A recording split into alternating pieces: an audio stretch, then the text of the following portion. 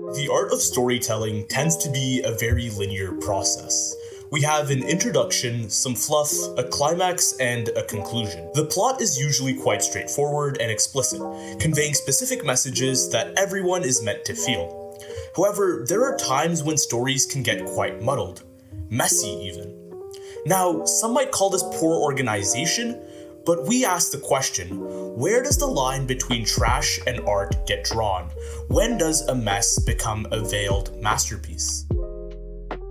Ambiguity is something we're all taught to naturally stray away from. We, as humans, like things to be straightforward and effectively conveyed. If you'd like to, for example, give instructions, you want to make them as specific as possible. If you want to express your feelings, you have to convey them as effectively as possible so as to be understood. Avoiding ambiguity just makes life simpler and easier to follow. When telling a story, you want every detail to be known and understood by the audience in order to convey your message, don't you? Well, what if some of the understanding is in not understanding?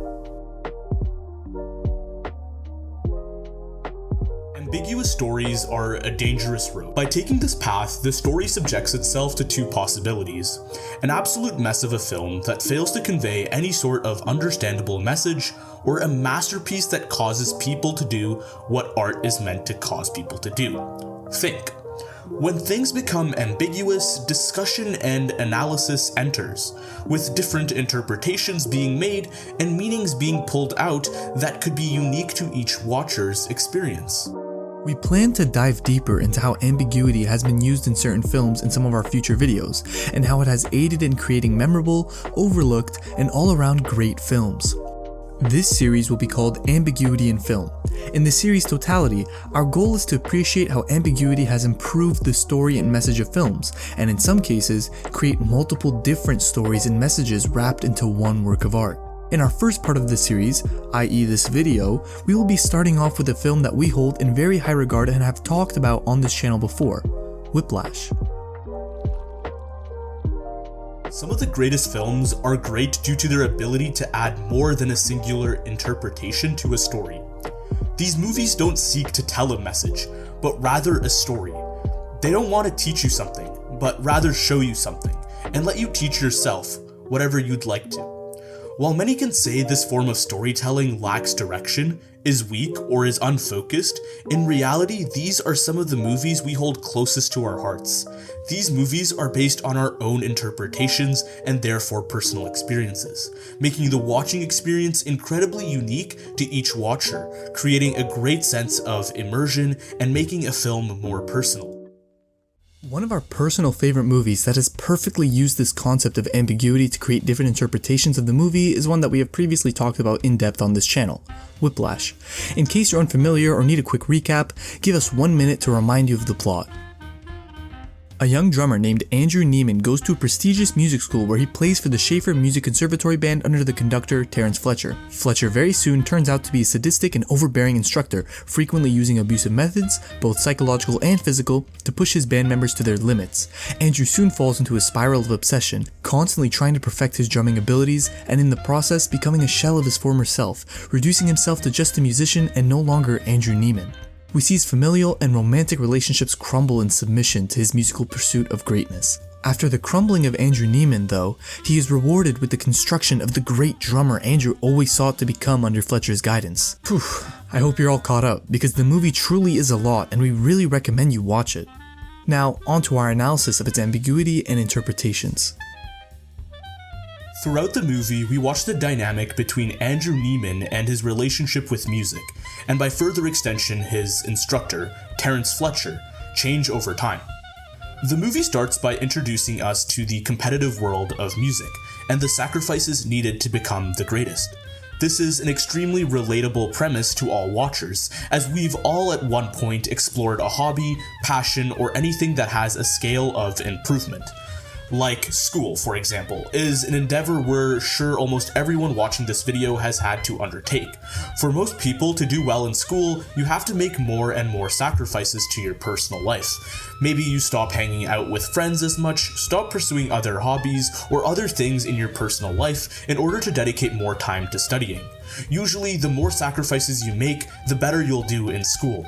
The question we have to ask ourselves, and the answer could differ depending on who you ask, is how much sacrifice is worth the marks you're getting? When do you stop sacrificing and be satisfied with your results? And even more interestingly, and the scenario explored in Whiplash, is how can you ever become the best at something without sacrificing everything? And is it worth it? To explore this, though, let's take a look at the interpretations Whiplash is subjected to.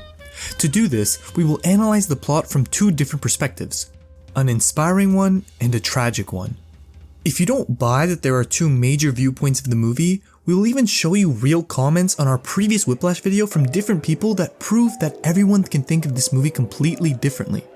Let's start, though, by first analyzing Whiplash through a more inspirational lens, where Neiman's sacrifices are really just a showing of someone prioritizing their dreams and eventually succeeding and becoming the best at their passion and taking it to the highest level, something we've all dreamed about as humans.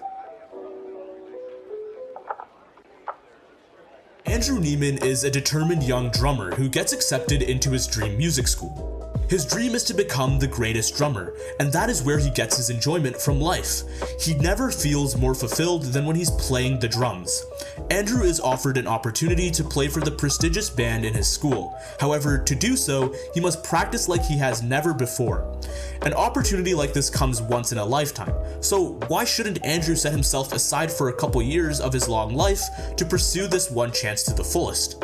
So he works himself to the bone. You know what they say, work hard when you're young and relax when you're old. Andrew doesn't take no for an answer. This is the only life he'll get. His instructor, Terrence Fletcher, while very strict, abrasive, and harsh, also unlocked a side of Andrew he had never seen before. He pushed Andrew to his limits and fulfilled his potential as a drummer, something Andrew wouldn't have been able to do alone. At the end of the movie, we are rewarded with Andrew's final performance with Fletcher, which is absolutely stellar and mind-blowing. It is the best performance Fletcher seems to have ever seen, and it is clear that Andrew has finally won Fletcher's approval, succeeding as a drummer in the hardest band there is. From this perspective, Whiplash seems like an inspirational movie about a kid who, like many of us, wanted to be the best at something, and to do so, he buckled down and gave everything he had and ultimately succeeded. If you thought about the movie like this, you're not alone. A lot of people saw Whiplash this way. However, allow us to introduce you to another perspective, one of absolute tragedy.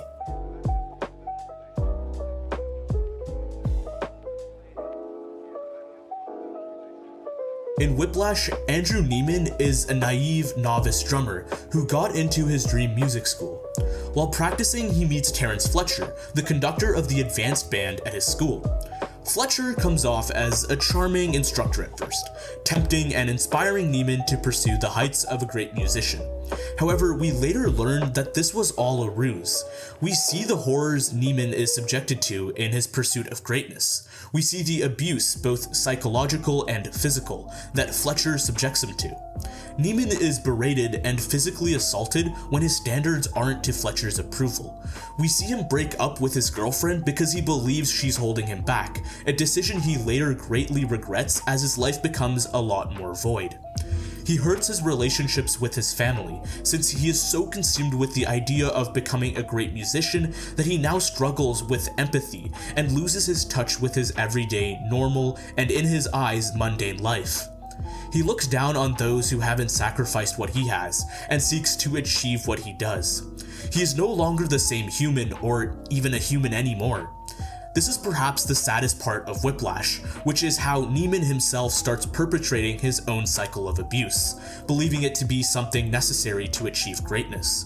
We see him physically abuse himself, with his training montage consisting of his hands bleeding and him icing them, and in turn practicing even harder, ignoring his body's own calls for help.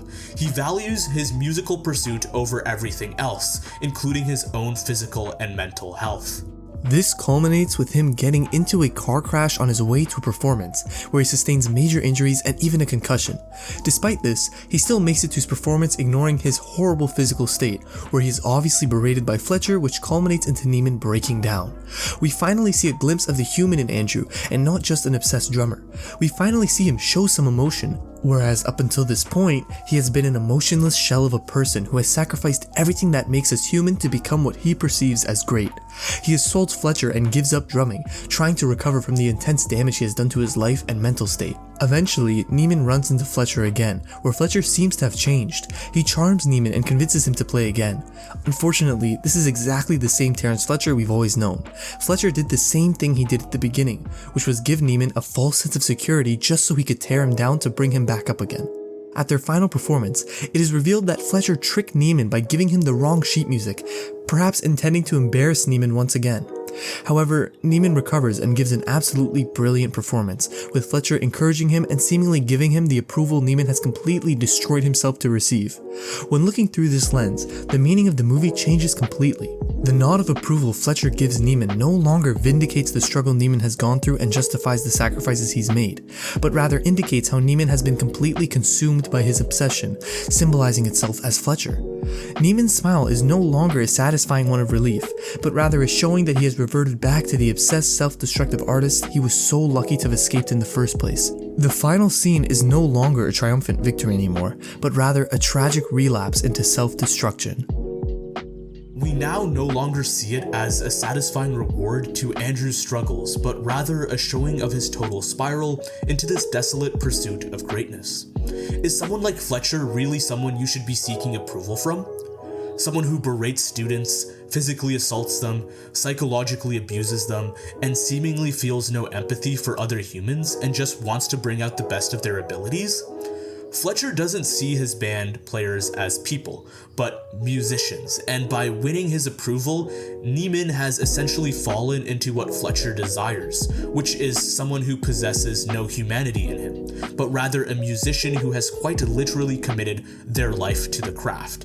So is someone like Fletcher really someone you should be seeking approval from? Well, if you answer no, then you haven't really been listening. The answer is that it depends on who you are and what you think. This is the beauty and essence of Whiplash and ambiguity in film. In case you still think this ambiguity doesn't exist, take a look at some comments we received on our previous Whiplash video. In these two comments, you can see two people who clearly have a more tragic interpretation of the movie based on their own personal experiences in their own endeavors. Feel free to pause the video and read through both of these comments if you're interested. On the other side of the spectrum, we can see commenters who saw the movie as a more inspiring one and Andrew's journey as a testament to what needs to be done to become great and a more admirable thing than anything else. Both sides believe what they do because of their own experiences and their own principles that can be derived from these experiences. This, again, shows the power of ambiguity in film when done right. Before we continue with the video, please be sure to like and subscribe if you enjoyed, to both support the channel and not miss out on our next uploads for this series, where we will be analyzing the use of ambiguity in the Quentin Tarantino film The Hateful Eight.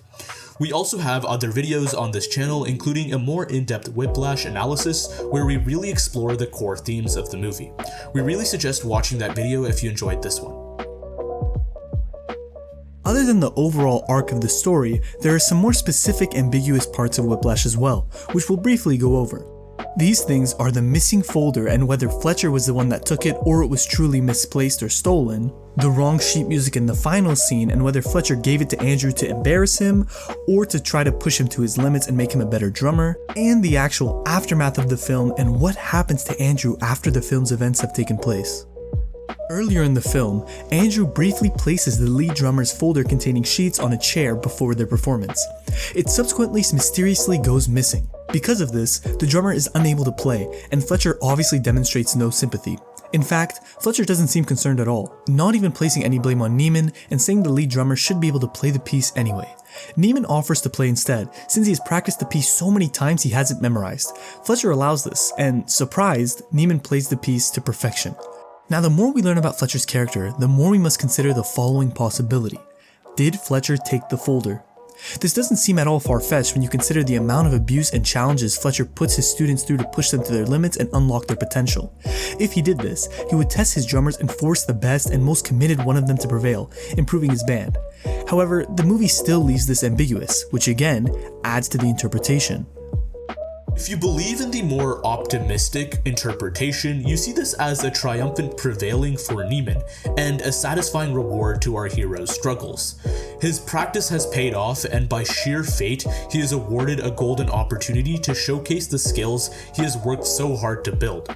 However, if you believe Fletcher took the folder, we now see a horrible case of manipulation and abuse, where Fletcher puts an immense amount on all the drummers who have practiced and done something quite unfair to them in a time of extreme stakes, which is a performance they've all been awaiting.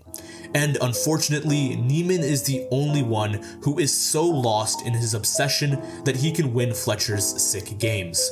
Instead of being a triumphant moment, it turns into a sad moment of a puppet being played by his puppeteer, with Neiman becoming Fletcher's clear target and protege, and by further extension, subject of intense abuse. This also ties into the final scene, where Neiman is given the wrong folder.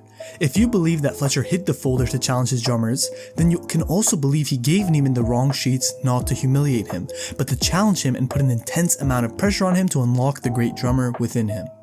Once again, if you believe this, then the final scene changes its meaning, going from Neiman avoiding embarrassment to Neiman falling right into Fletcher's plan and once again simply being his puppet.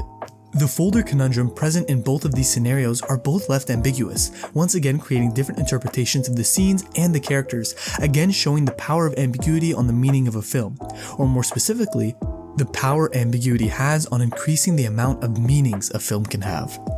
Now, what about the aftermath of Whiplash?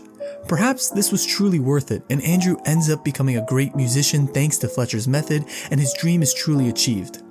However, once again, the aftermath is left ambiguous. Due to the intensity and prevailing nature of the final scene, one might assume that Neiman has succeeded and become a great musician. However, we personally believe that Neiman has just slipped back into his despair, with that scene serving as Neiman's final nail in the coffin. To prove this, it's important to analyze the large amount of foreshadowing the film provides to Neiman's eventual spiral following the events of Whiplash. Someway through the movie, Fletcher is seen by his class crying over the death of a past student of his. At first, the scene caught us off guard, as Fletcher is usually the one seen making others cry, not the one crying. He tells the class that he is distraught over the recent passing of his former star pupil, the aforementioned Sean Casey. Fletcher reminisces about how dedicated Sean Casey was, and how he understood exactly what it took to become the best, a trait Fletcher seeks in his current students, particularly Andrew. Fletcher informs the class that Casey had passed from a tragic car accident. Now, the first time seeing this scene, you might be inclined to believe its inclusion for the audience to see a softer side of Fletcher, perhaps to humanize him. However, we later learn that Fletcher lied about the circumstances of Sean Casey's death. In Fletcher's original explanation as to how Sean Casey had died, he explained that Casey passed away in a car crash. In reality, Sean Casey did not die in a car accident, but rather committed suicide, presumably due to the immense amount of pressure and anxiety instilled in him by Fletcher during his time at Schaefer. Once this is revealed, Andrew decides to testify against Fletcher, to get him fired, and the audience is left to believe that this is the end of Sean Casey's impact on the story. He solely existed to bring light to who Fletcher truly was, and save Andrew from this same fate. However, as we all know, Andrew ultimately turns back to music and Fletcher. Let's go back to Sean Casey. Fletcher said it was a car crash that killed Casey. Does this sound familiar? In truth, the car crash lie was no accident. That was deliberately chosen by the makers of the movie to establish an extremely clear link between Sean Casey and Andrew Neiman. They want us to link these two together, along with their stories. Looking at Andrew's spiral into his obsession of greatness, we see a deeply troubled and unhealthy individual who strains and even severs extremely personal relationships in favor of pursuing his musical dream. We see his acceptance of a tragic end to his life, as long as the trade-off is musical genius and recognition, even if that recognition comes far after his death. Clearly, Andrew values the pursuit of greatness and music over his own life, not caring about the things already present in his life and instead focusing only on his vision and his goal. Evidenced by his conversation with his girlfriend, where he ends the relationship in order to pursue his musical endeavors to the fullest, believing these emotional ties to be holding him back. Back to Sean Casey though. Casey and Neiman were both proteges of Fletcher. The writers clearly want us to connect their characters as the parallels are undeniable, with the car crash reference being far too accurate to be only a coincidence. Casey chose the path Fletcher laid out for him. He sacrificed his own life and being to his musical career, severing everything emotional to him, and letting the vision consume him. He let his passion turn into an obsession, and one that ultimately went from not just consuming his life, but taking it. Andrew said it himself at the dinner table. He would rather die early and unfulfilling if it meant greatness had been achieved. The ambiguous foreshadowing of Neiman's life trajectory with Casey's life is another way the film aims to hint at the possible existence of more than one interpretation to the film. Perhaps no human is able to handle this level of success without facing the debilitating consequences that come with chasing it, and it seems as if Andrew too will face this same fate. It's also worth noting that at one point, Fletcher makes the point that the famous musician Charlie Parker became great because his mentor threw a cymbal at his head, which is something Fletcher does to Andrew later on in the movie. Once again, we're shown a direct parallel between Andrew and another musician. Charlie Parker struggled with drug addiction and mental illness for his adult life. Perhaps another way of foreshadowing Andrew's unavoidable fate that comes with unrelentingly chasing your obsession until you perfect it. Maybe it won't be suicide, but perhaps some other form of self-destruction, like depression or addiction. However, this is what once again makes this movie so brilliant. It's so rewarding, yet so unsatisfying at the same time. We're relieved to see Andrew succeed, but also can't help but feel extremely uncomfortable with his current state and his future. As such, when we take a look at this ending, there are two ways in which we can perceive it. There is one ending in which we can perceive this movie as a loop bound to repeat itself, with Neiman being driven by his pursuit of perfection, falling back into the hands and mentorship of a known abuser.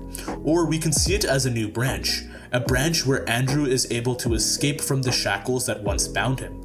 The pessimistic interpretation of the movie begs us to ponder whether we are bound to the chains of destiny to continually be a part of a never-ending cycle of returning to our old ways, unable to create a change and intrinsically being who we are from start to finish.